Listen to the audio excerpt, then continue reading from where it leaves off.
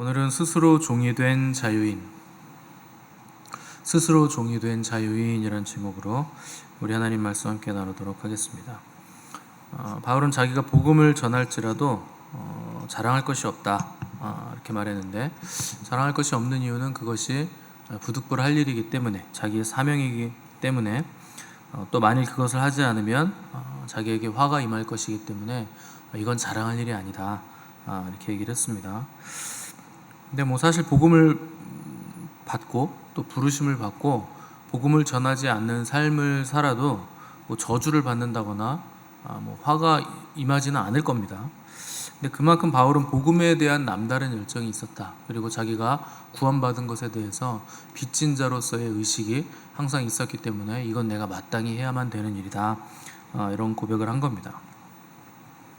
바울처럼 복음을 위해서 고생하고 수고한 사람 찾아보기 쉽지 않죠. 이 정도 수고와 헌신, 타의 추종을 불허하는 정도의 수고와 헌신이었는데, 바울은 그게 자랑할 것이 하나도 없다는 겁니다. 수십 번 넘게 그 생명을 잃을 수도 있는 생사의 고비를 계속 넘었는데도 자랑할 것이 없다 한 이유는, 받은 은혜에 비하면 내 생명 정도는 별로 중요한 거 아니다, 이것이 바울에게 실제였기 때문에 그런 고백을 했다는 거죠. 그러니까 은혜가 정말 은혜가 되면 내가 가진 것 잃는 것 별로 고통스러운 일이 아니라는 겁니다. 그러니까 사람이 언제 불행해지냐면, 은혜가 처음에는 은혜였는데 더 이상 그게 은혜가 안 될 때, 이때가 이제 사람이 불행해지는 거거든요. 은혜가 되지 않는 때가 언제냐, 그 시그널이 있습니다. 은혜가 더 이상 나에게 은혜가 되지 않는구나, 내가 문제가 생겼구나 하는 시그널이 뭐냐면, 내 입술에서 감사가 사라졌을 때예요. 그 똑같은 일을 했을 때 처음엔 이게 너무나 기쁘고 감사했는데 나중에는 이게 점점 무거워지고 짐이 되고 감사가 아니고 불평이 된다. 그 은혜가 사라진 거죠. 사람이 그래서 불행해지는 겁니다. 만약에 우리가 바울 입장이었다면 처음에는 복음 전하는 일을 사명으로 알고 전하다가, 내가 복음 전하면서 이렇게까지 자존심이 상해야 되나? 내가 목숨의 위협까지, 나 오늘 죽을 뻔했네. 내가 복음 전하는 거 좋겠지만 내가 이 땅에서 살아가지 못하고 존재하지 못하면 이게 무슨 소용이 있나? 아마 이런 생각을 하게 됐을 겁니다. 근데 바울은 자기 목숨 잃는 것보다 은혜가 더 크다, 사명이 더 크다, 내 생명보다 복음 전하는 일이 더 귀하다, 이게 실제가 됐다는 겁니다. 그러니까 불평할 것도 없고 불편할 것도 없고 재정적인 지원 그런 거 없어도 상관없다. 오히려 나는 감사와 충만이 넘쳐난다, 이렇게 고백을 하게 됐다는 것이죠. 그래서 감사가 사라지는 이유는 그 받은 은혜, 또 받은 그 은혜 중에서 가장 큰 은혜가 뭐냐면 구원의 은혜입니다. 그러니까 우리가 받은 구원이 얼마나 큰 하나님의 은혜이고 선물인가가 희미해지면 감사가 사라지는 거죠. 그래서 교회에 하나님이 한 10년마다 한 번씩 지옥 투어를 한 번씩 시켜주셔야 돼요. 그래서 1시간씩 10년에 한 번씩 지옥 투어를 갔다 와라. 그래서 교회별로 단체로. 그래서 1시간만 지옥을 갔다 오면 우리의 감사가요, 그때부터 다 회복될 거예요. 이게 얼마나 큰 은혜인가, 내가 어떤 구원을 받은 것이고 구원이라는 게 도대체 어떤 것인가, 이게 우리가 분명하게 깨달을 수 있을 겁니다. 그래서 힘든 일이 오면, 이까짓 거 내가 10년 전에 지옥 투어 갔다 왔는데 이번 주에 또 가는데 이게 힘든 것도 아니에요, 이런 거는 이거 감사만 넘쳐, 이렇게 고백을 하게 된다는 거죠. 원래 성도는 힘든 겁니다. 왜 힘드냐면 마귀가 계속 덤비잖아요. 우리에게 적대감을 가지고 발톱을 드러내고 덤비는데, 당연히 우리 망하게 하려고 덤비는데 당연히 힘들죠. 하나님은 그걸 다 허용하시는 거예요. 힘든 일이 생기는 이유는 그게 필요하니까 생기는 거죠. 하나님은 그것도 다 합력하여 선을 이루어내십니다. 왜 갈수록 하나님이 처음에 믿었을 때는 굉장히 어린아이처럼 좋은 일만 막 주세요. 근데 갈수록 힘들게 하죠. 갈수록 어려운 일을 주죠.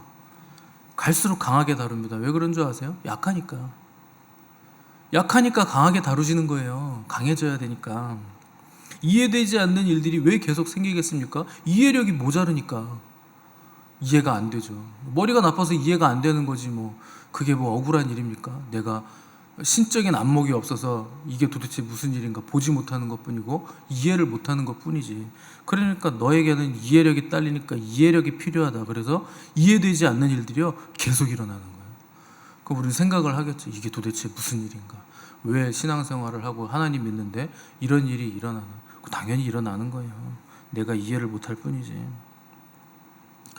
그래서 알게 되면, 보게 되면, 듣게 되면, 영적인 안목이 열리게 되면 감사할 일이라는 겁니다. 우리가 지금 불평하는 그 일도 사실은 이건 감사할 일이구나 라는 일이 된다는 거죠. 그래서 왜 사람이 불행해지는가? 감사가 사라지면. 감사가 사라지는 이유는 은혜가 더 이상 은혜가 되지 않았기 때문에, 희미해졌기 때문에, 그래서 불행해진다는 거죠. 또 불행해지는 또 하나의 이유가 있어요. 일이 없으면 사람이 불행해집니다. 그 노인들을 이제 고통의 세대다 이렇게 얘기하는데, 노인이 가지고 있는 고통 중에서 가장 큰 고통은 무위고예요. 할 일이 없다는 거예요. 할 일이 없는 고통. 이게 사람을 불행하게 만들죠. 근데 바울은 이거 내가 부득불 해야만 되는 일이다 이렇게 고백을 하고 있죠. 그래서 바울은 마지막에 형장의 이슬로 사라지는 그 순간까지 하나님의 맡겨주신 이 소명을, 이 일을 감당하다가 죽음을 맞이하게 된 겁니다. 그러니까 마지막 순간까지 사람은 자기에게 있는 소명, 그 일을 하다가 죽어야 된다는 거죠. 근데 오늘날 사람들은 뭐 얼마 되지도 않았는데 은퇴한대요. 얼만큼 도대체 일을 했길래 50대 막 이럴 때 은퇴를 하는지 모르겠는데, 아무튼 뭐 대기업에서도 50대 은퇴를 하고, 목사들도 60 되기도 전에 은퇴하시는 분들도 있고, 아무튼 뭐 은퇴한다고 합니다. 그게 정말 하나님이 나에게 주신 소명이면 은퇴 없어요. 죽을 때까지 하는 거예요. 은퇴가 어디 있습니까? 그 은퇴하시면 뭐 할 거예요? 그 뭐 비치에다가 뭐 의자 갖다 놓고 책 읽으면서 은퇴 이후의 삶을 즐기는 것도 하루 이틀이지. 그렇게 뭐 어떻게 살 수 있습니까? 그러니까 끝까지 자기의 사명을 감당하는 삶, 그 삶을 살지 않기 때문에 사람이 불행해지는 거예요. 사람이 일을 하지 않고 늙잖아요. 그 멸시받습니다. 천대받아요. 뒷방 늙은이 되는 게 뭐 그렇게 좋습니까? 하나님은 모든 그리스도인들에게 해야 할 일을 주셨죠. 에덴 동산 만드시고 아담을 두시면서 시키신 일이 뭡니까? 경작해라, 지켜라, 그리고 생육하고 번성해라. 그 해야 할 일을, 소명을 주셨다는 거죠. 그러니까 태초부터 하나님이 인간을 만드셨을 때 빈둥거리는 인간을 만드신 게 아니에요. 인간을 만드시기 전에 하나님도 먼저 일을 하시잖아요. 에덴 동산 다 만드시고 천지창조도 다 만드시고 다 하시고, 다 일이거든요. 열심히 일하시는 거예요. 하나님은 지금도 일하시고, 근데 사람도 일하는 존재로 거기에 두셨다는 거죠. 그래서 나이가 들었다고 일 안 하고 일 없다고 하는 거 핑계죠. 뭐 힘이 없어요, 뭐 건강이 안 돼요. 아니에요. 할 수 있어요. 그럼 건강이 안 될 것 같으면 관리를 잘 하시면 되잖아요. 젊어서부터. 그러니까 누구에게든 분명하게 해야 할 일이 있죠. 근데 찾지 못했을 뿐이죠.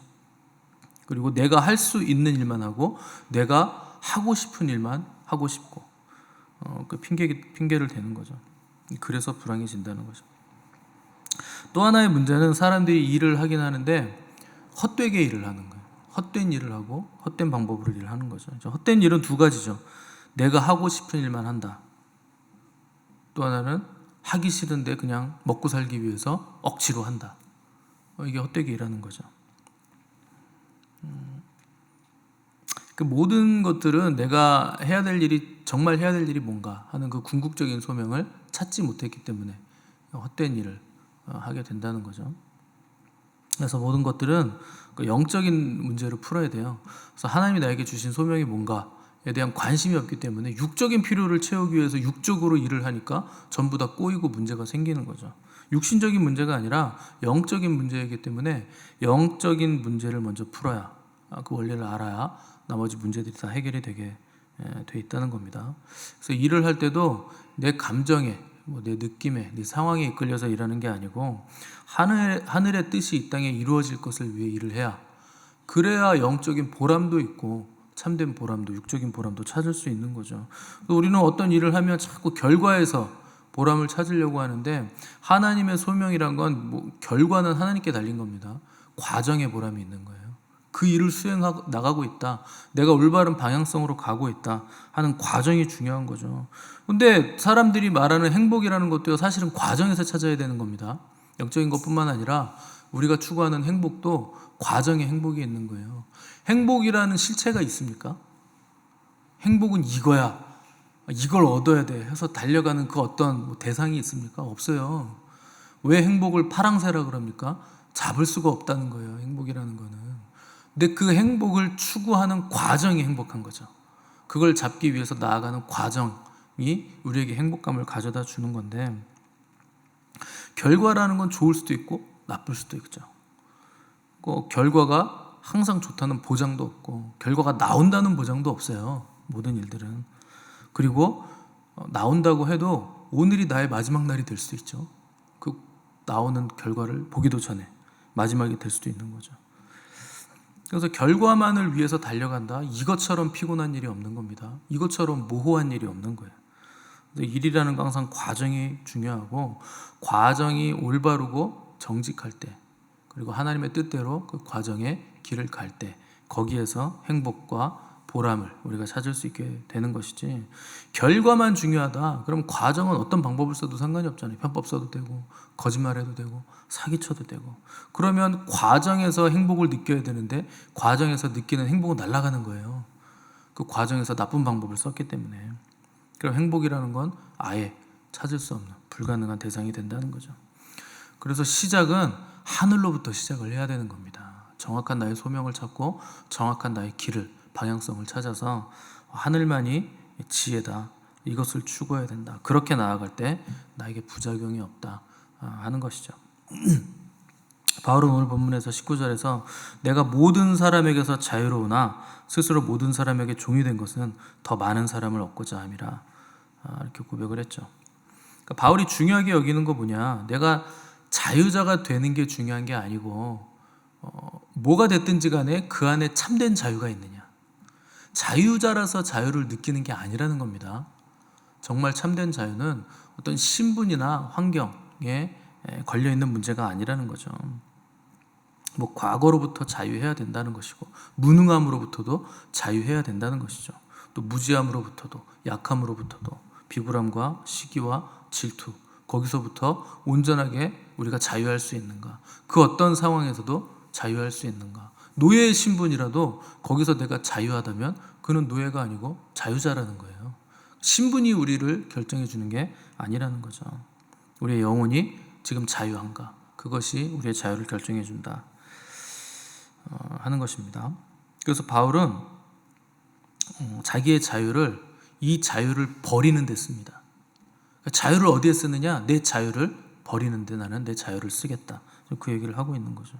이걸 어떻게 바울이 깨닫고 이런 일을 했는가, 예수님한테 배운 거예요. 예수님도 요한복음에서 이렇게 말씀하셨습니다. 내가 내 목숨을 버리는 것은 이를 내게서 빼앗는 자가 있는 게 아니고 내가 스스로 버리는 거다. 나는 버릴 권세도 있고 다시 얻을 권세도 있다. 이거 아버지께서 나에게 주신 권세다. 나에겐 권세가 있다.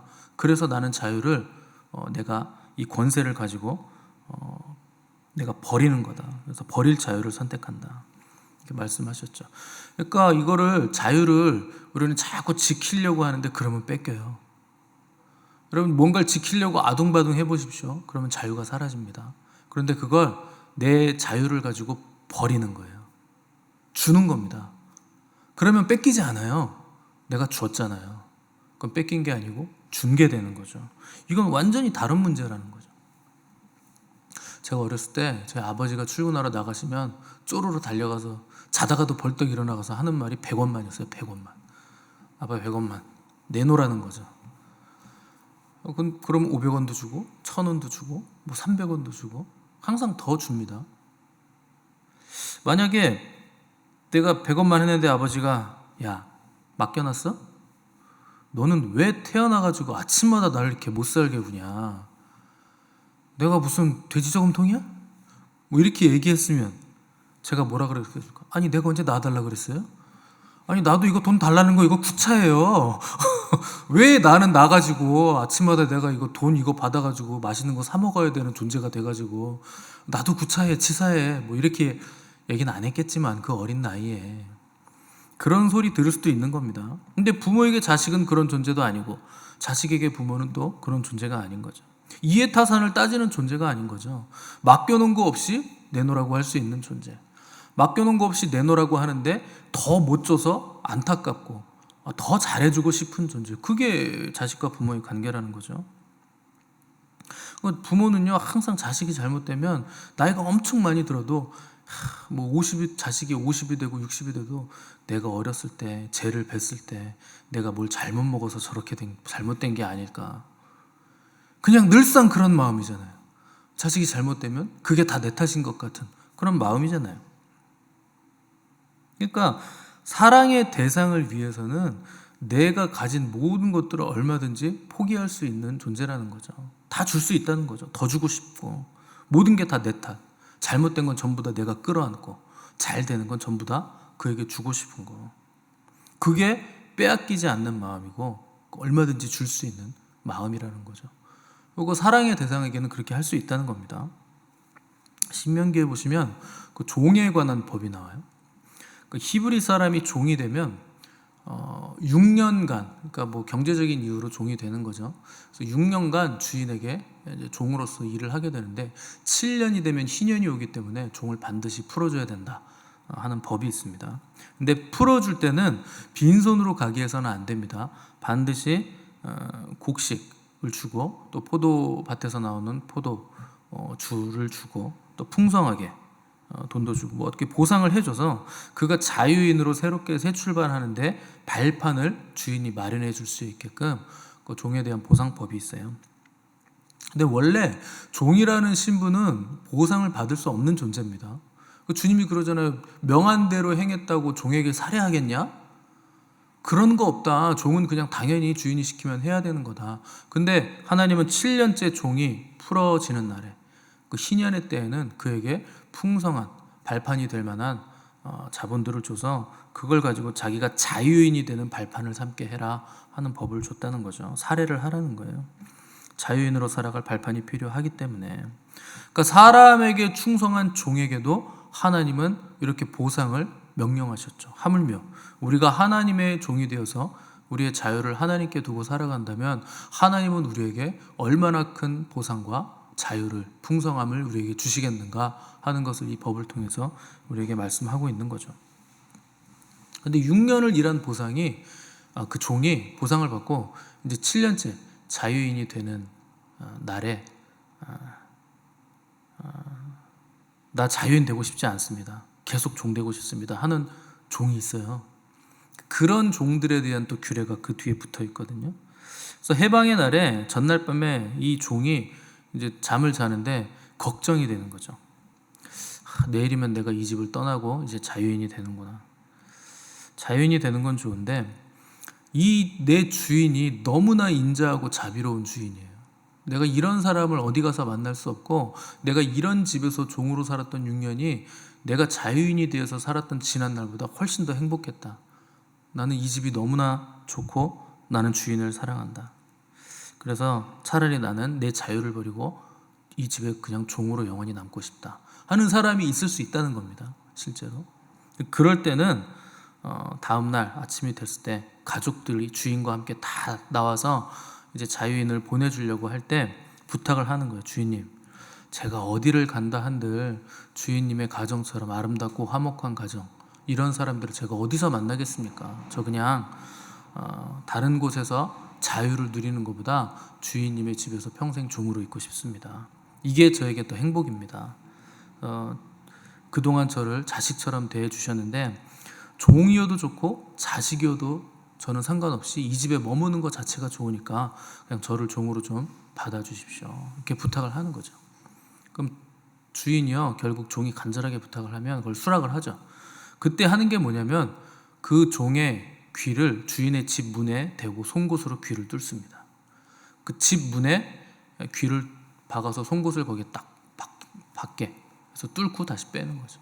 영원토록 너는 우리 집의 종이다. 하는 규례를 하나님이 주셨다는 거죠. 결국 이 종은 영원히 그 주인을 섬기는 종신 종이 되는 겁니다. 그 정도로 주인이 좋다는 거죠. 그러면 그렇게 해라. 영원히 너희 집에 종이 되게 해라. 그 표시로 귀를 뚫어라. 여자분들 귀 다 뚫으셨죠? 귀 안 뚫으신 분 계세요? 대부분은 다 뚫으셨을 텐데. 그런 의미입니다. 귀를 뚫는 게 예쁘라고 하는 게 아니고 영원히 한 주인의 종입니다 하는 뜻이죠. 다윗은 시편 84편에서 이렇게 고백했어요. 만군의 여호와여, 주의 장막이 어찌 그리 사랑스러운지요. 내 영혼이 여호와의 궁정을 사모하며 쇠약하며 내 마음과 육체가 살아계시는 하나님께 부르짖나이다. 다윗은요, 주님의 궁정을 사모하는 거예요. 다윗은 왕입니다.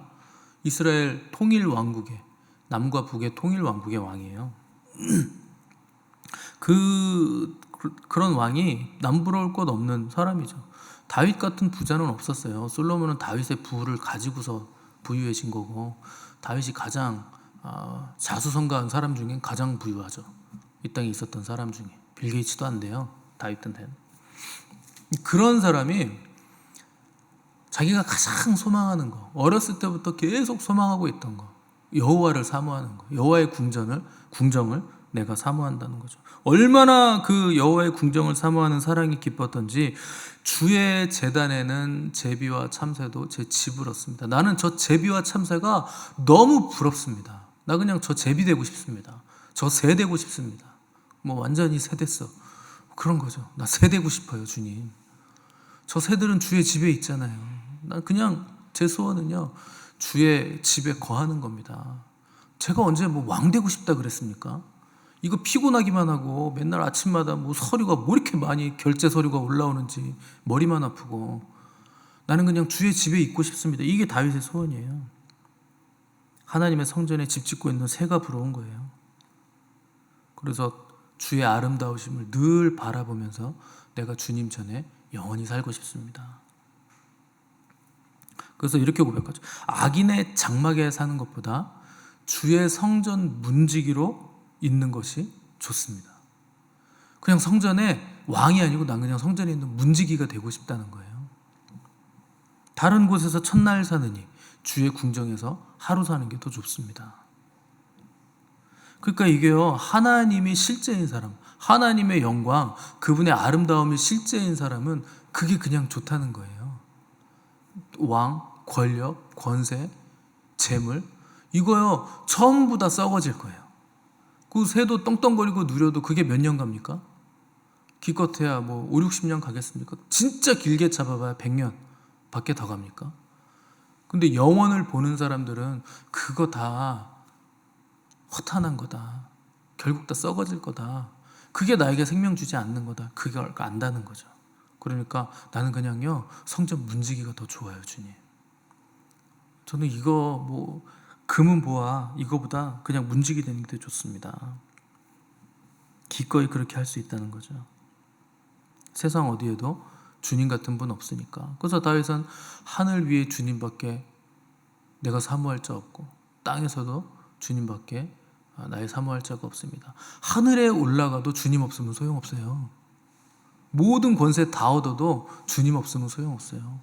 하늘이든 땅이든 금은 보아든 권력이든 그 어떤 것이든 간에 주의 앞에만 기쁨이 있고 주의 오른편에 영원한 즐거움이 있습니다.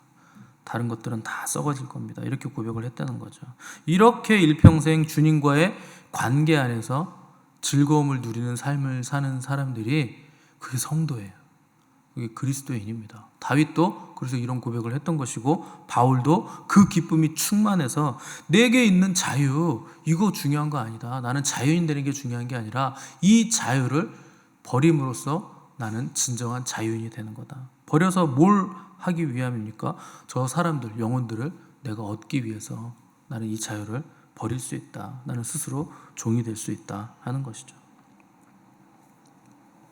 그래서 다윗도 그렇고 바울도 그렇고 7년째 자유를 얻는 희년에 그냥 나 주님의 종이 되고 싶습니다 하고 자기 귀를 주님 성전에 문에 대고 뚫어버린 거예요. 자유, 이것보다 주님이 더 소중합니다.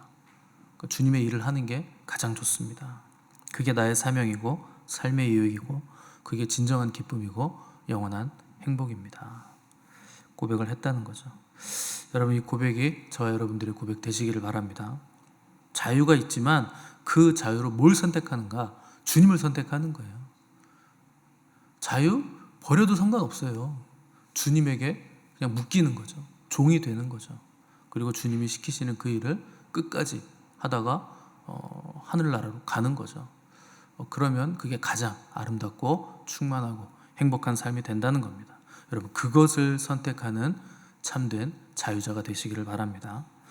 내가 모든 사람에게서 자유로우나 스스로 모든 사람에게 종이 된 것은 더 많은 사람을 얻고자 함이라. 이 고백이 바울의 고백만이 아니라 저와 여러분의 고백 되시기를 간절히 바랍니다.